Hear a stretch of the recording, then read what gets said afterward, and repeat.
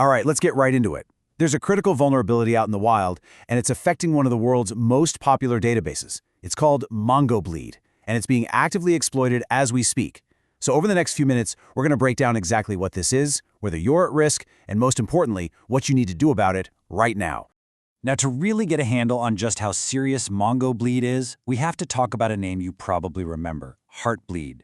That bug sent absolute shockwaves through the internet because it let attackers literally read a server's memory.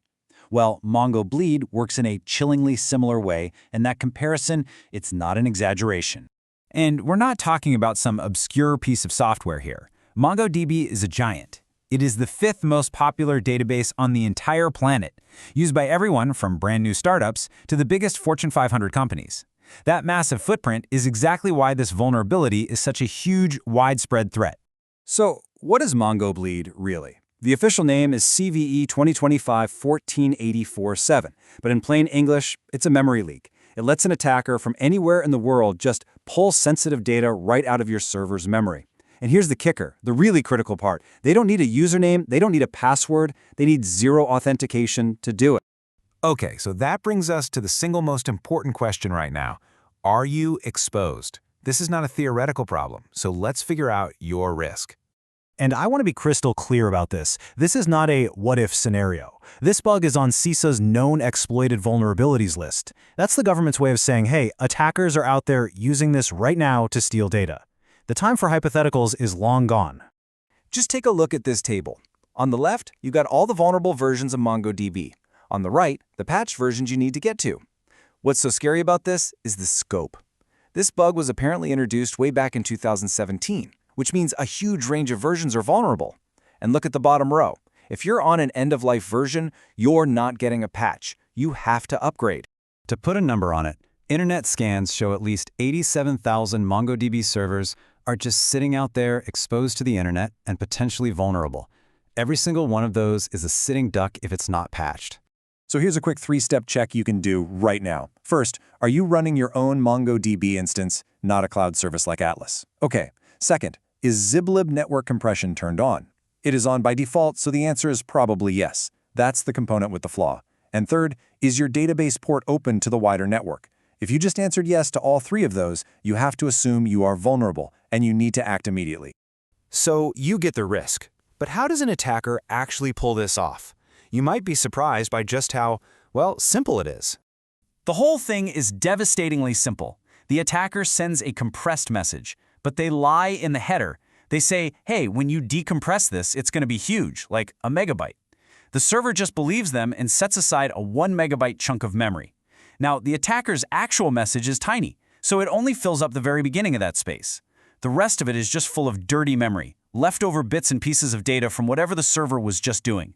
And then, here's the flaw. The server sends the entire 1 megabyte chunk back to the attacker, leaking all that sensitive data with it.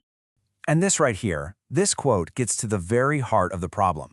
It all boils down to one of the cardinal sins of security. The server code blindly trusted the input it got from a user. It never stopped to check if the claimed size was legitimate. This single failure is the root cause of so many breaches, and MongoBleed is a perfect textbook example.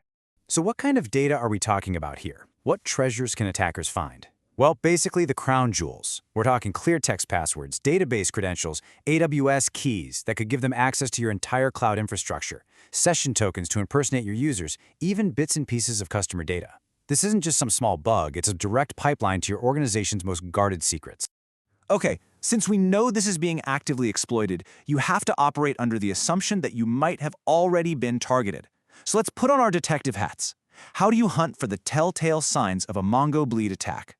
Because the attackers are using scripts to scrape memory over and over, they can be pretty noisy. The first thing to look for is a massive burst of connections from a single IP address. I'm talking over 500 a minute. Another huge giveaway is missing client metadata in your logs. Legitimate connections always include this info, but a lot of the attack scripts don't bother. And finally, check your logs for a flood of invalid BSON errors. BSON is Mongo's data format, and these errors pop up when the server tries and fails to understand all the random junk memory it just leaked.